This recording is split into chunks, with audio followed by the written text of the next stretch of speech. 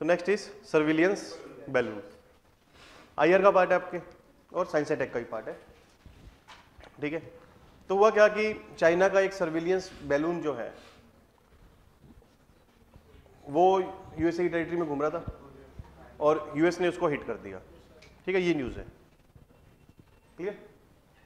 क्योंकि यूएस के air space में वो कुछ टाइम तक घूम रहा था, ठीक है। तो यूएस ने क्या कहा कि मेरे अंगने में तुम्हारे बैलून का क्या काम है, ठीक है समझे। तो पहले तो हमें एयर स्पेस के बारे में बताना चाहिए, ठीक है। जो एयर स्पेस है as per international laws like Paris convention और सो, उसमें क्या है कि जो भी किसी कंट्री की लैंड टेरिटरी है उसके ऊपर जितना भी आसमान है वो उस देश का है, ठीक है, समझे कि जितने भी देश की जितनी भी सरजमी है उसके ऊपर जो आसमान है, एयर है, एटमॉस्फेयर है, वो किसका है, उस कंट्री का, that belongs to sovereign right of that country, ठीक है, समझे। उस कंट्री की जुरिसडिक्शन में आता है वो, उस कंट्री की एक्सक्लूसिव ऑनरशिप है उस एयर स्पेस पे। लेकिन जो आउटर स्पेस है, अंतरिक्ष है, वो that belongs to whole humanity as per outer space treaty 1967, वो किसी एक देश की जागीर नहीं है, ठीक है। अब सवाल उठता है कि एयर स्पेस यानी एटमॉस्फेयर कहां पे एंड हो जाता है और आउटर स्पेस कहां पे स्टार्ट हो जाता है। ये कहीं किसी भी इंटरनेशनल लॉ में डिफाइन नहीं है कि एयर स्पेस कहां पे एंड होता है, 10 किलोमीटर के बाद, 20 किलोमीटर के बाद, 100 किलोमीटर के बाद, 2000 किलोमीटर के बाद या 10,000 किलोमीटर के बाद, ये कहीं भी डिफाइन नहीं है। तो आप कैसे डिसाइड करोगे कि आपका एयर स्पेस जो है कहां तक एक्सटेंड करता है। जनरली जो है दिस कैमन लाइन को जो है, कैरमन लाइन को जो है बाउंड्री मान लिया जाता है between air space and outer space. Karman line जो है कहां पे है, from the earth surface to up to 100 kilometre, यानी अर्थ सरफेस से जो है 100 किलोमीटर तक जो है आपका एयर स्पेस है, ठीक है। उसके बाद जो है आउटर स्पेस स्टार्ट हो जाता है। After 100 kilometre the space belongs to entire humanity, below 100 kilometre the space belongs to the respective countries, ठीक है, आई समझ। तो यानी जब आसमान हमारा है तो no other country air object can enter into our airspace without our permission. We have the right to prohibit the entry of air objects of other country to our airspace. आई समझ, हम उसको रिस्ट्रिक्ट, प्रोहिबिट, बैन कर सकते हैं, ठीक है, clear है यहां तक। उसके बाद जो है वही एयर सॉवरेनिटी आपको क्लियर हो चुका है। उसके बाद क्या है कि as per international agreements like Paris convention and Chicago convention in 1944, उसमें क्या है कि अदर कंट्रीज के कमर्शियल एयरप्लेन्स जो हैं आपकी एयर स्पेस में एंटर कर सकते हैं।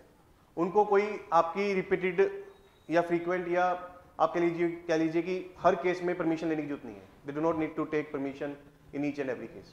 There commercial plane can enter into your air space. उसके लिए आप चाहे फीस लेना चाहो फीस ले सकते हो। उसमें क्या होता है कि बेसिकली आपने जो है एक ही बारी में अप्रूवल दे दी कि कमर्शियल प्लेन जो है मेरी एयर स्पेस से ट्रेवल कर सकते हैं, unless and until you are prohibiting, unless and until you are restricting. समझे कि इंडिया के ऊपर मान लीजिए सऊदी अरेबियन, इजराइल का या थाईलैंड का या वियतनाम का प्लेन जो है ट्रेवल कर सकते हैं, उसके लिए उनको जो है थोड़ी बहुत फीस देनी पड़ती है to use our air space, ठीक है। लेकिन अगर हम जैसे सऊदी अरेबिया ने रिस्ट्रिक्शन लगाई हुई थी कि कोई भी फ्लाइट जो है इजराइल जा रही है तो वो उसका एयर स्पेस यूज नहीं कर सकती। तो अनलेस एंड अनटिल कंट्री जो है अदरवाइज प्रिस्क्राइब नहीं करेगा तब तक जो है air space is open to all. जैसे पाकिस्तान ने पुलवामा के बाद हमने बालाकोट एयर स्ट्राइक की थी ना, उसके बाद कह दिया था कि एयर स्पेस मेरा यूज नहीं करोगे, Indian aircraft can not use air space of Pakistan, ठीक है। तो unless and until otherwise specified ना हो तब तक जो है air space is open to all, clear. उसके बाद जो है एक जो country, each country basically prescribe their restricted area and prohibited area. Prohibited area होता है कि उस एरिया के ऊपर जो है आप एयरक्राफ्ट फ्लाई कर ही नहीं सकते, कंप्लीटली बैन है। जैसे राष्ट्रपति भवन के ऊपर नहीं आप कर सकते, या पार्लियामेंट के ऊपर नहीं कर सकते, या व्हाइट हाउस के ऊपर नहीं कर सकते, या जहाँ पे हमारे मक्का मदीना के ऊपर नहीं कर सकते। हर कंट्री स्पेसिफाई करता है, ठीक है। दूसरा होता है रिस्ट्रिक्टेड स्पेस। रिस्ट्रिक्टेड में क्या होता है कि कुछ टाइम पीरियड के लिए आप उस एयर स्पेस में जो है एयरक्राफ्ट फ्लाई नहीं कर सकते। फॉर एग्जांपल कोई मिलिट्री ड्रिल चल रही है किसी एरिया में, तो वहां पे पॉसिबिलिटी है कि वो मिसाइल्स वगैरह यूज कर सकते हैं। अगर वो मिसाइल यूज कर रहे हैं तो पॉसिबिलिटी कि अगर उसके ऊपर से कोई एयरक्राफ्ट जाता है तो एक्सीडेंटली उस पर हिट कर सकता है। तो इसलिए कुछ सर्टेन टाइम पीरियड के लिए जो है उस एयर स्पेस को रिस्ट्रिक्ट कर दिया जाता है to be use for commercial planes. Commercial aircraft के लिए उस एयर स्पेस को यूज करने के लिए मना कर दिया जाता है कुछ टाइम पीरियड के लिए, ठीक है। तो वो क्या होता है, रिस्ट्रिक्टेड एयर स्पेस। तो समझ आया प्रोहिबिटेड और रिस्ट्रिक्टेड में क्या फर्क है, क्लियर। हर कंट्री स्पेसिफाई करता है वो जो सा एरिया रिस्ट्रिक्टेड होता है ना, वो जो मैप दिखता है ना, वो आपने देखा होगा पायलट जब एयरक्राफ्ट फ्लाई करता है, अपनी मूवीज में देखा होगा, उसके पास जो है एक नेविगेशनल मैप दिख रहा होता है। तो जो सा एरिया रिस्ट्रिक्टेड होता है उसके आगे आर लिखा जाता है, जो सा उसके ऊपर आर लिखा जाता है, तो पायलट को पता चल जाता है कि इसके ऊपर नहीं फ्लाई करना। जिस एरिया पे प्रोहिबिशन है कि यहाँ पे फ्लाई नहीं कर सकते, वहां पे पी लिखा जाता है उसके मैप पे, तो पायलट को पता चल जाता है कि इस एरिया के ऊपर प्लेन नहीं चलाना, ठीक है, क्लियर है। फिर उसके बाद ये आते हैं सर्विलियंस बैलून। ये क्या है, बेसिकली सर्विलियंस का ये इंटेलिजेंस गैदरिंग इंस्ट्रूमेंट है, ये एयर इंस्ट्रूमेंट है, ठीक है। इसका यूज क्यों किया जाता है कि काफी सस्ता है, वेरी इजी टू बिल्ड है, और साइलेंटली जो है ये फ्रॉम एयर चीजों को ऑब्जर्व करता है, सर्विलियंस करता है, दुश्मन देश की जो है इंफॉर्मेशन जो है रिकॉर्ड करके हमें भेजता है, ठीक है, साइलेंटली करता है। अगर आप ड्रोन का इस्तेमाल करते हो या कोई एयरक्राफ्ट का इस्तेमाल करते हो तो वो साइलेंटली नहीं करते, उनकी आवाज से पता चल जाता है कि ड्रोन इज ऑब्जर्विंग यू, ठीक है। नॉइस प्रोड्यूस करता है, नॉइस नहीं प्रोड्यूस करता, और काफी अप इन द एटमॉस्फेयर जा सकता है ये, तो इसलिए ये दिखेगा भी नहीं, नेकेड आई से दिखेगा भी नहीं, ठीक है। और इसकी एक और खासियत होती है कि काफी हाई रेजोल्यूशन पिक्चर्स ले सकता है या हाई क्वालिटी डाटा रिकॉर्ड करता है। आप कहोगे कि सैटेलाइट से भी तो हम इंफॉर्मेशन जो है रिकॉर्ड कर सकते हैं, मतलब इंटेलिजेंस जो है या सर्विलियंस जो है we can do through satellites also, but satellites की प्रॉब्लम ये है कि वो इतना हाई रेजोल्यूशन डाटा नहीं दे पाती, हाई क्वालिटी डाटा नहीं दे पाती। दैट लेयर्स पे डिपेंड करता है, पोजीशन पे डिपेंड करता है, ठीक है। So many factors came into play because they are taking pictures from a very large distance, ठीक है। That's why they are not able to provide you high quality data, लेकिन ये जो है आपको काफी high resolution high quality data provide करेंगे, ठीक है। और काफी चीप है, मान लीजिए दुश्मन देश ने इसको तोड़ भी दिया, मान लीजिए कोई डिफेंस मिसाइल छोड़ के इसको न्यूट्रलाइज कर भी दिया, तब भी आपको कोई नुकसान नहीं हुआ बिकॉज इट्स क्वाइट चीप। टूट गया, जितना डाटा मिलना था मिल गया, फिर दोबारा फेंक देंगे बैलून, ठीक है, समझे। तो ये सर्विलियंस बैलून होते हैं। इसका इस्तेमाल जो है वर्ल्ड वार 1 में बहुत किया था और वर्ल्ड वार 2 में भी काफी किया गया था, to spy on the enemy countries by the USA.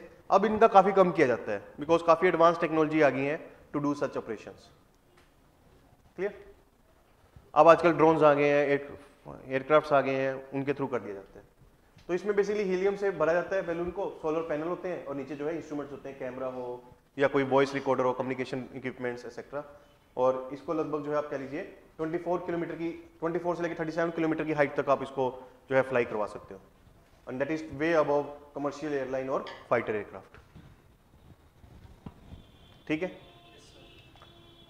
और चाइना ने इसको क्यों भेजा है, चाइना कहती है कि यूएसए जो है अपने वॉरशिप्स को, एयरक्राफ्ट्स को जो है मेरी टेरिटरी में या नियर टू माई बॉर्डर्स जो है अप्लाई करता रहता है, so to spy on Chinese activities, ठीक है। So I am basically letting USA to test its own medicine, कि जो मेरे साथ वो कर रहा है वही मैं चाइना यूएसए के साथ करना चाहता हूँ। तो बेसिकली चाइना जो है यूएसए को सिग्नल दे रहा है कि छोटा बच्चा समझ के आंख ना दिखा, ठीक है।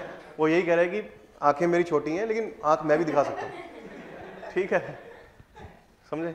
तो बेसिकली वो मैसेज जो है चाइना को दे रहा है कि चाइना जो है वही मैसेज यूएसए को दे रहा है कि जो तू मेरे साथ कर रहा है वो मैं तेरे साथ भी कर सकता हूँ। तो don't take me for granted, ठीक है, डोंट टेक मी लाइटली, यही मैसेज जो है चाइना यहाँ पे देना चाहता है। और वो तो हम डिस्कस कर ही चुके हैं कि क्लोज रेंज मॉनिटरिंग होती है, इमेज क्वालिटी अच्छी आती है और कम्युनिकेशन भी इंटरसेप्ट हो जाती है, मतलब कि whatever is being conversed और whatever is being talked that also can be recorded. Sir दूसरी कंट्रीज में सर्विलेंस करना तो इलीगल होगा? इलीगल ही है, तभी तो यूएसए ने बैलून को तोड़ दिया ना। सर उन्होंने एक स्टेटमेंट दी थी कि हम क्लाइमेट चेंज के ऊपर भी वो कोई मानेगा थोड़ा ना पाकिस्तान कभी मानता है टेररिस्ट अटैक करके इंडिया पे, है ना? तो वैसे ही चाइना मुकर गया कि we were doing climate research. Sir जैसे इलीगल है तो सभी एस्पेक्ट में इलीगल होगा ना? नहीं, क्लाइमेट रिसर्च के लिए इलीगल नहीं है ना, तो वो तो लीगल बना देंगे ना।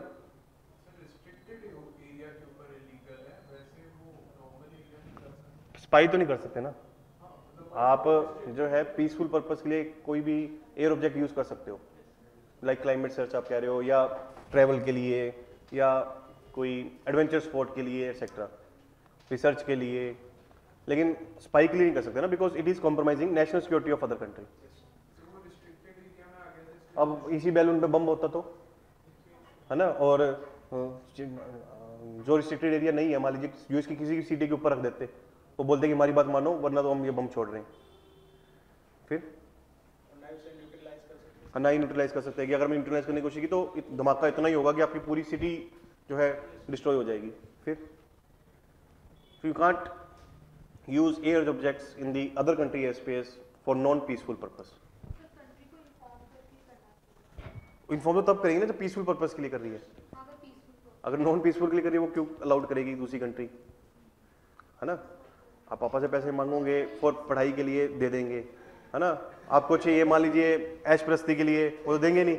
आप चोरी से निकालोगे तो कभी बता के नहीं करोगे, वही कर रहे थे क्योंकि ऐश प्रस्ती के लिए करना है सपोज, लेकिन वो चोरी से करना है, चोरी कभी बता के नहीं की जाएगी क्योंकि इनको स्पाई करना था, ठीक है? स्पाई कभी बता के नहीं किया जाता।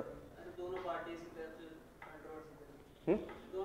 तरफ कंट्रोवर्सी चली तो अपना ओपिनियन देते रहे। हाँ, वो तो कब चाइना तो कभी मानेगा नहीं, चाइना ने मान लिया फिर तो यूएस को रीजन मिल जाएगा टू सैंक्शन चाइना और to take any counter retaliatory measure against China. चोर ने चोरी मान ली फिर तो चोर को सजा मिलेगी ना। चाइना को सजा नहीं चाहिए इसलिए वो कह रहे कि मैंने नहीं किया, तो इसका मतलब चोरी और सीना चोरी वही कर रहा है ये, ठीक है? क्लियर है? Other ways of doing surveillance क्या है?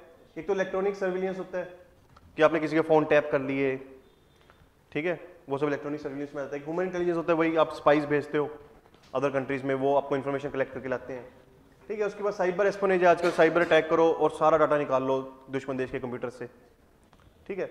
ये फोर्थ है सैटेलाइट से आप डाटा कलेक्ट कर रहे हो, और फिफ्थ क्या है ड्रोन से, सिक्स्थ ये बैलून्स हो गए, सेवंथ एयरक्राफ्ट हो गए, surveillance aircraft and so on, ठीक है? तो देखो सीधा क्वेश्चन आया हुआ है, international civilisation law provide all countries complete and exclusive sovereignty of their air space, ठीक है? What do you understand by air space, what are the implication of this laws on space above this air space, discuss the challenges and suggest veg.